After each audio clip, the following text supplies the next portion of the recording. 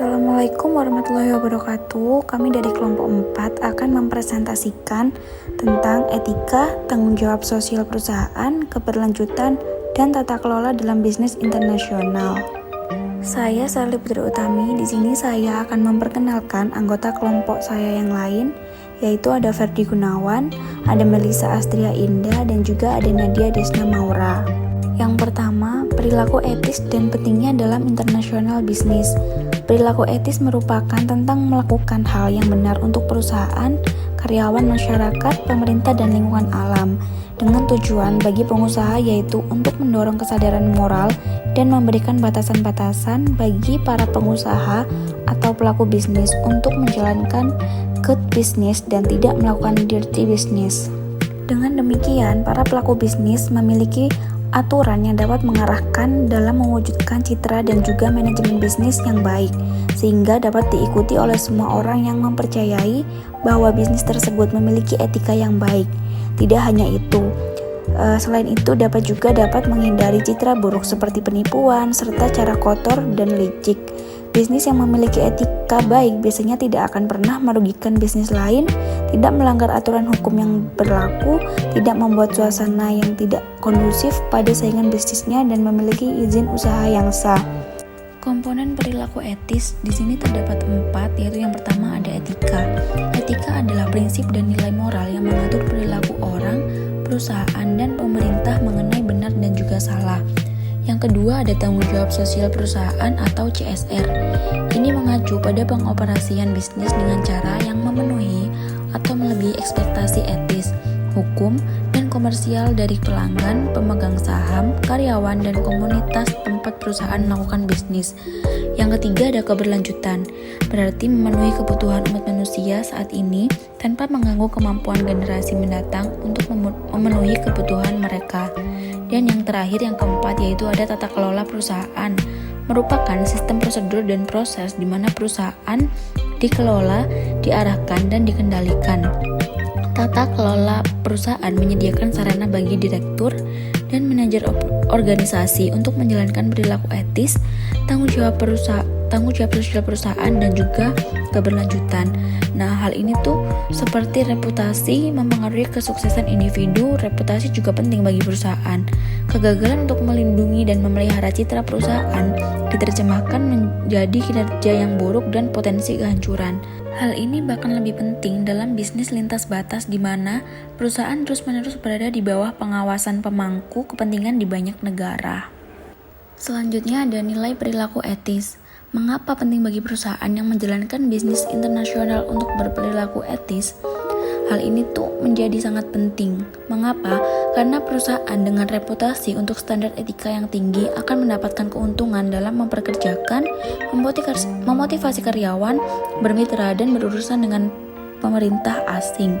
Karena ketika dalam suatu organisasi bisnis yang menerapkan serta menjunjung tinggi etika bisnis, pada umumnya termasuk perusahaan yang memiliki peringkat kepuasan bekerja yang tinggi pula. Tidak hanya itu, sikap etis yang dilakukan oleh suatu perusahaan tentu akan mendapatkan tindakan balasan dari para konsumen dan juga masyarakat. Karena di dalam perusahaan mencari perhatian dan kepercayaan yang baik terhadap calon konsumennya merupakan hal utama supaya bisnis mereka dapat berjalan. Karena di sisi lain konsumen merupakan kunci utama untuk mendapatkan keuntungan bagi para pelaku bisnis, sehingga dalam menunjukkan sikap atau cara beretika yang baik dalam menjalankan bisnis merupakan salah satu cara atau hal yang terpenting, dan para konsumen pun akan merasa nyaman dan akan sangat kontraproduktif. Selanjutnya, perilaku tidak etis. Perilaku tidak etis merupakan perilaku yang menurut keyakinan perseorangan dan norma-norma sosial dianggap salah atau buruk.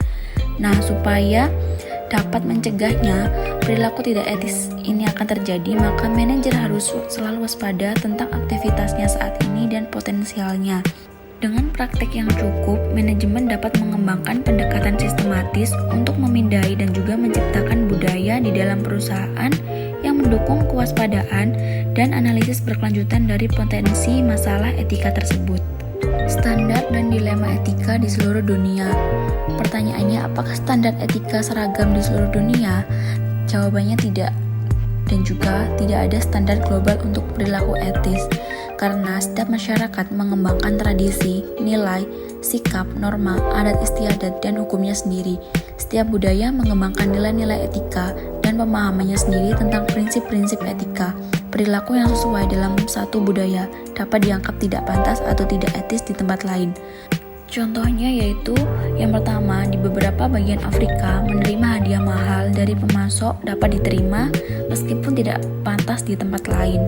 Dan yang kedua, di Amerika Serikat, CEO seringkali menerima kompensasi 100 kali lebih besar daripada bawahan berpangkat rendah, sebuah praktik yang secara luas dianggap tidak dapat diterima di bagian lain dunia.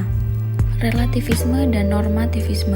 Relativisme merupakan keyakinan bahwa kebenaran etika tidak mutlak tetapi berbeda dari satu kelompok ke kelompok lainnya.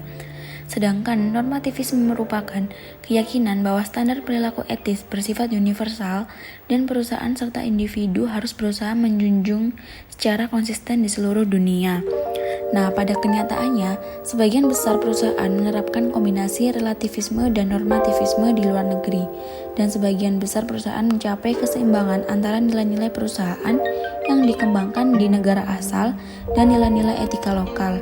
Di negara-negara dengan norma etika yang dipertanyakan, biasanya yang terbaik adalah mempertahankan standar etika yang lebih tinggi daripada yang disyaratkan oleh hukum dan nilai setempat. Berikut merupakan tantangan dalam bisnis internasional. Tantangan dalam bisnis internasional mencakup korupsi, penyuapan, praktik manajemen tidak etis, sumber global yang berbahaya, dan produk dan pemasaran terlarang, lalu pelanggaran kekayaan intelektual. Yang pertama akan membahas tentang korupsi. Korupsi yaitu merupakan tindakan yang tidak etis, yaitu dengan berupaya mendapatkan keuntungan yang sebesar-besarnya demi kepentingan pribadi. Yang kedua yaitu penyuapan. Penyuapan ini paling ekstrem terjadi, terutama ada pada negara Asia, Indonesia termasuk, dan sebanyak 20% pebisnis mengaku kehilangan bisnis karena suap yang dibayarkan oleh pesaing. 3. Praktik manajemen tidak etis. Nah, pada tantangan dalam bisnis internasional praktik manajemen tidak etis ini menerapkan sistem dengan cara mengutamakan keuntungan perusahaan daripada mensejahterakan karyawannya. 4. Sumber global berbahaya, yaitu banyak perusahaan di Indonesia ataupun di luar negeri yang memasok bahan bakunya tidak dari negaranya sendiri. Namun, sumber global sangat mengkhawatirkan atas perlakuan baik hak asasi manusia pada karyawannya dan bagaimana perusahaan tersebut menjaga lingkungan sekitar.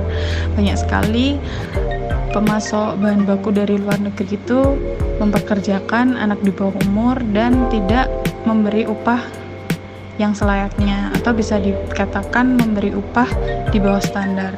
Yang kelima, produk dan pemasaran terlarang, yaitu perusahaan yang biasanya cenderung memasarkan produk yang cacat lalu ditawarkan dengan harga yang murah demi menarik calon pembeli. Yang terakhir, pelanggaran kekayaan intelektual, yaitu terjadinya imitasi atau pemalsuan atas hak cipta dan ide yang telah dipatenkan. Produk yang imitasi biasanya dipasarkan dengan kualitas yang rendah serta harga yang di bawah standar. Selanjutnya, saya Melisa akan mempresentasikan tentang tanggung jawab sosial perusahaan. Tanggung jawab sosial perusahaan atau CSR mengacu pada pengoperasian bisnis dengan cara memenuhi atau melebihi ekspektasi etis, hukum, dan komersial dari pelanggan, pemegang saham, karyawan, dan komunitas tempat perusahaan melakukan bisnis. Jadi, perusahaan yang mempraktikkan CSR bertujuan untuk berbuat lebih banyak demi kebaikan orang lain daripada yang diwajibkan oleh undang-undang, peraturan, atau kelompok kepentingan khusus.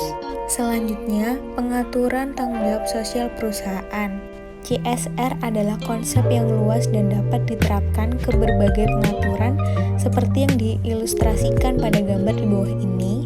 Yang pertama, CSR tempat kerja berfokus pada karyawan, perusahaan, dan menyiratkan pendekatan yang bijaksana terhadap keragaman, perekrutan, gaji, keselamatan, kesehatan, dan kondisi kerja.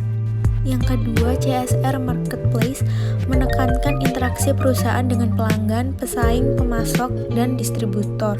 Ini menyeratkan perilaku yang sesuai terkait pengembangan produk, pemasaran, dan periklanan serta pendekatan yang diikuti pemasok dan distributor. Yang ketiga, CSR Lingkungan mengacu pada kegiatan perusahaan untuk meminimalkan atau menghilangkan terciptanya polutan serta upaya memperbaiki lingkungan alam. Dan yang keempat, CSR Komunitas bertanggung jawab atas aktivitas perusahaan yang bertujuan memberi manfaat bagi komunitas dan masyarakat. Ini termasuk program relawan, karyawan, dan filantropi. Selanjutnya, keberhasilan dan kegagalan CSR. Kegagalan dalam mengadopsi perilaku CSR dapat menimbulkan konsekuensi yang merugikan bahkan merusak. MNE Celtel Afrika adalah contoh termuka. Afrika adalah salah satu pasar telekomunikasi yang paling terlayani di dunia. Untuk memenuhi permintaan yang terpendam, penduduk asli Afrika, M.O. Ibrahim meluncurkan Celtel, sebuah perusahaan komunitas seluler. Nah, jadi untuk melakukannya, M.O. Ibrahim harus merancang, membangun, dan mengoperasikan sistem telepon di negara-negara dengan infrastruktur kuno atau tidak ada, termasuk jalan yang buruk serta kelangkaan listrik, air, dan utilitas lain. Nah, Celtel itu sendiri mengembangkan rencana untuk menangani korupsi. Maka, teknologi komunikasi memungkinkannya belajar dengan cepat tentang kesalahan perusahaan manapun yang berbisnis dengannya. Seiring waktu, banyak konsumen cenderung memilih produk yang dibuat oleh perusahaan dengan CSR yang kuat. Selanjutnya, keberlanjutan. Keberlanjutan menyiratkan pengembangan dan pelaksanaan praktik perusahaan yang menghindari kerusakan kemampuan generasi mendatang untuk memenuhi kebutuhan mereka. Perusahaan yang berkelanjutan melakukan aktivitas rantai nilai dengan cara yang melindungi dan melestarikan lingkungan, ekonomi, sosial, dan alam. Misalnya, perusahaan yang berkelanjutan membayar upah yang adil, memastikan keselamatan pekerja, dan menghindari emisi limbah beracun. Contoh praktik berkelanjutan meliputi: yang pertama, praktik pertanian yang menguntungkan; kedua, konservasi air; yang ketiga, perlindungan kualitas udara; yang keempat, pengurangan energi dan konsumsi bahan bakar; yang kelima, peningkatan penggunaan energi matahari dan angin; dan yang terakhir, proses kerja yang lebih baik. Selanjutnya, peran MNE dalam berkelanjutan. Perusahaan terbuka memandang keberlanjutan sebagai peluang untuk efisiensi sumber daya, efektivitas biaya, mengurangi limbah, dan meningkatkan keunggulan kompetitif. Kegiatan industri dapat menghasilkan kabut asap, hujan asam, dan racun lainnya yang merusak atmosfer. Untuk memperbaiki kerusakan lingkungan, negara-negara industri harus mengurangi emisi polutannya secara substansial. Karena laju produksi limbah tidak boleh melebihi kemampuan lingkungan untuk menyerapnya. Nah, dengan adanya pengertian ini, perusahaan semakin mencari cara untuk menggunakan sumber daya terbarukan dan meminimalkan polutan dalam operasi mereka. Nah, peran MNE adalah salah satu pengelola lingkungan yang paling penting melalui penggunaan teknologi inovatif yang terampil, peningkatan produktivitas air, pengelolaan kekurangan di daerah yang rentan, dan perencanaan yang memasukkan praktik keberlanjutan. Selanjutnya akan dipresentasikan oleh teman saya, Ferdi. Peran tata kelola perusahaan. Perusahaan terkemuka menerapkan tata kelola perusahaan dengan menciptakan seperangkat nilai yang berfungsi sebagai pedoman bagi karyawan, dan yang kedua, seperangkat aturan dasar untuk memandu perilaku karyawan. Merangkul perilaku etis. Ada 3 cara. Yang pertama, membangun kapabilitas internal dan eksternal. Yang kedua, melatih manajer dalam prinsip etika global. Dan yang terakhir, mengembangkan hubungan yang lebih dekat dengan pemangku kepentingan. Selanjutnya ada kode etik, yaitu dokumen yang menjelaskan nilai dan harapan yang menjadi pedoman pengambilan keputusan oleh semua karyawan perusahaan. Tujuannya berfungsi seperti aturan moral yang bertujuan untuk mengoperasikan perusahaan di seluruh dunia. Konsensus global dengan memasukkan etika, CSR, dan keberlanjutan ke dalam operasi global. Ini adalah jalan untuk menuju kinerja unggul dengan jangka yang panjang. organisasi internasional seperti PBB, Bank Dunia, Dana Moneter Internasional telah mengadopsi aturan berlaku untuk memerangi pemerasan suap, dan PBB mengeluarkan deklarasi menentang korupsi dan penyuapan dalam transaksi komersial internasional. Ada 6 manfaat tata kelola perusahaan: meningkatnya komitmen karyawan, meningkatnya loyalitas dan penjualan pelanggan, reputasi dan citra merek meningkat, mengurangi intervensi pemerintah, mengurangi biaya bisnis, dan peningkatan kinerja keuangan. Kerangka membuat keputusan. Ini ada 5 kerangka. Yang pertama, identifikasi masalahnya. Kedua, periksa fakta-faktanya, ciptakan alternatif. Keempat, menerapkan tindakan. Dan yang terakhir, mengevaluasi hasilnya. Sekian presentasi dari kelompok kami, kurang lebihnya mohon maaf. Wassalamualaikum warahmatullahi wabarakatuh.